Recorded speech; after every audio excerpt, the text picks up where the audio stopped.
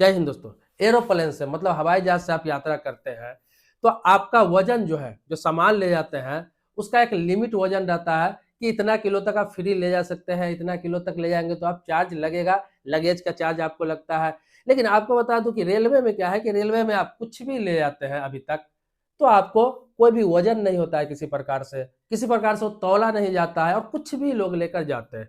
आप देखते होंगे कोई कोई व्यक्ति इतना सामान लेकर जाता है कि 1 से 2 सीट उनका रिजर्व रहता है और 4 सीटों के जगहों पर वो अपना सामान डाल लेते हैं। इससे क्या होता है, अन्य यात्री को दिक्कत होता है, परेशानी होती है। तो आपने सुना होगा पहले कि ट्रेन में भी आप सामान लेकर जब यात्रा करेंगे तो उसका आप चार्ज देना होगा, या फिर आपका वजन से अधिक सामान है तो आपको पार्सल करना है या फिर साथ में लेकर यात्रा कर रहे हैं तो उसका अतिरिक्त चार्ज आपको भुगतान करना पड़ेगा। लेकिन इसको लागू नहीं हुआ, सिर्फ सुनने को मिल रहा है। आपने बहुत सारे वीडियो देखा होगा, न्यूज में आया होगा, अखबारों में आपने देखा होगा। लेकिन सरकार ने क्या किया है, रेलवे मंत्रालय ने क्या किया है कि अब इसे लागू करने का 100% प्लान बना लिया है और ये आपको मार्च 2026 से लागू हो भी जाएगा। आपको बता दूं कि मार्च से पूर्व मध्य रेल जोन में स्टार्ट हो जाएगा, उसके बाद धीरे धीरे सभी रेलवे में स्टार्ट हो जाएगा। कितना वजन तक आप फ्री में लेके जा सकते हैं सामान और कितना वजन से ज्यादा होगा तो उसका आपको चार्ज देना पड़ेगा। देखिए, आप रेलवे में जब एंट्री करेंगे, कोई भी रेलवे स्टेशन पर एंट्री करेंगे तो वहां पे चेकिंग पोस्ट रहेगा। बहुत सारे स्टेशनों पर है भी, नहीं है वहां बनाया जाएगा।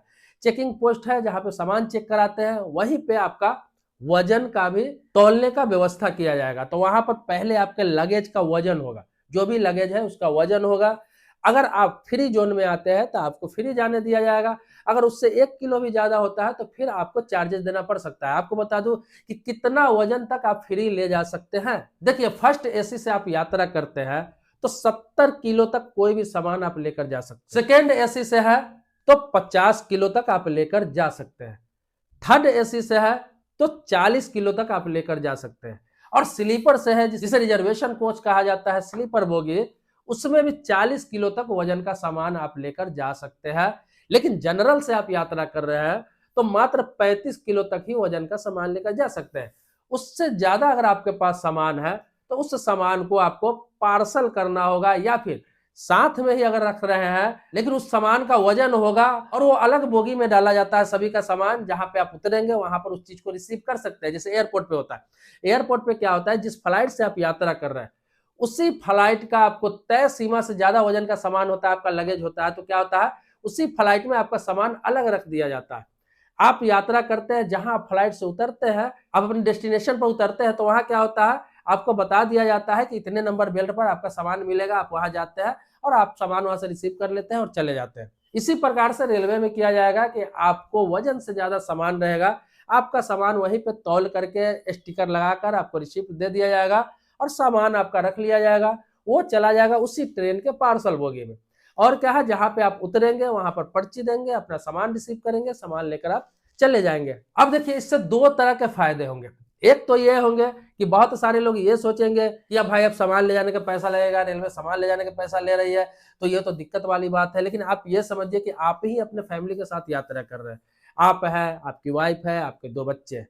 आपने एक तरफ का 3 सीट बुक करा रखा है एक केबिन का, दूसरे तरफ जो व्यक्ति है उनके पास इतना सामान है, जो उनका केबिन का नीचे का भी जगह भरा हुआ है, आपके केबिन का भी नीचे का जगह भरा हुआ है।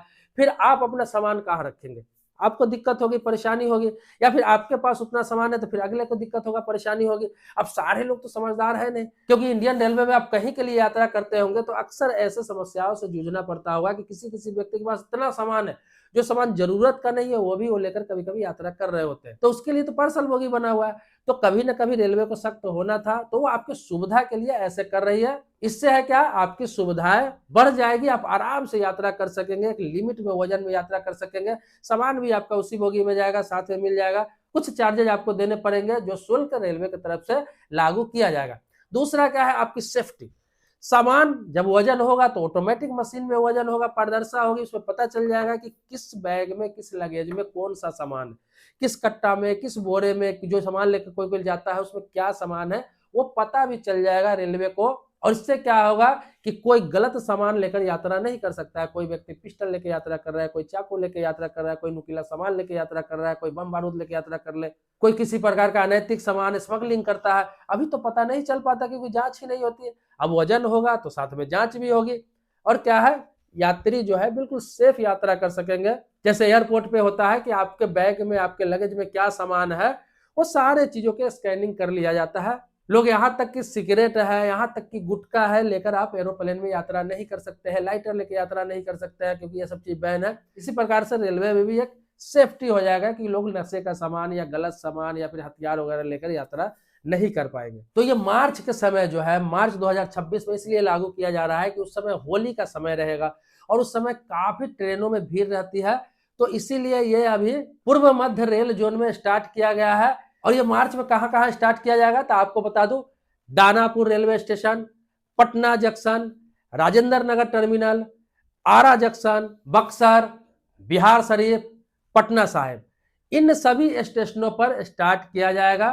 ये पहले चरण में मार्च में यही स्टार्ट किया जाएगा और उसके बाद धीरे धीरे अन्य स्टेशनों पर भी स्टार्ट कर दिया जाएगा। आपकी जानकारी के लिए एक चीज और बता दूं कि आजकल क्या है कि हर चीजों को बिहार से ही एक्सपेरिमेंट किया जा रहा है, तो ये भी बिहार रूट से ही एक्सपेरिमेंट किया जा रहा है। जैसे आपने देखा होगा कि SIR अभी बिहार से ही स्टार्ट किया गया, सबसे पहले बिहार में हुआ, बिहार में खत्म हो गया।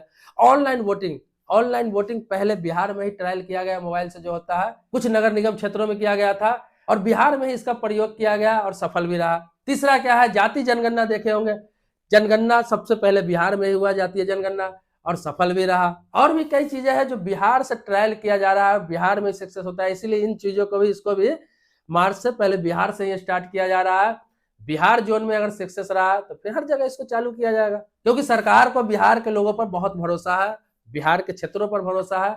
बिहार में जो चीज सक्सेस रहता है वो देश में भी सफल रहता है, इसलिए हर चीजों को बिहार में प्रयोग किया जा रहा है। ये बिहार वालों के लिए सौभाग्य की बात है। तो दोस्तों, सब्सक्राइबर नहीं है तो चैनल को सब्सक्राइब करिए और बेल घंटी दबाइए, लेकिन सब्सक्राइबर है तो इसके लिए आभारी हूँ आपका। आप जानते हैं इस तरह की कोई भी खबरें, चाहे कोई भी सरकारी योजना से संबंधित है, तो मैं सबसे पहले बताने का आपको प्रयास करता हूँ। रेलवे से संबंधित कोई भी जानकारी होती है आपको अपडेट करने का प्रयास करता हूँ। कानून से संबंधित कोई भी जानकारी हो, अपडेट हो, सबसे पहले बताने का आपको प्रयास करता हूँ। इसके अलावा कई मुद्दों पर आपको मैं अवेयर करता रहता हूँ, जागरूक करता रहता हूँ। इन सभी मुद्दों पर कोई भी सवाल हो मन में तो कमेंट बॉक्स में लिखिए, आपके टॉपिक पर भी वीडियो बनाया जाएगा। या फिर किसी मुद्दे पर आपको अवेयरनेस वाली वीडियो चाहिए, वो भी लिख सकते हैं। कोई नया स्कीम पे जानकारी चाहिए, जो गवर्नमेंट की स्कीम है जिसके बारे में आप फायदा उठाना चाहते हैं, उसके बारे में भी जानकारी आपको चैनल के माध्यम से दिया जाएगा। बाकी मिलते हैं नेक्स्ट वीडियो में एक नए टॉपिक के साथ, तब तक के लिए शुक्रिया, धन्यवाद, जय हिंद दोस्तों।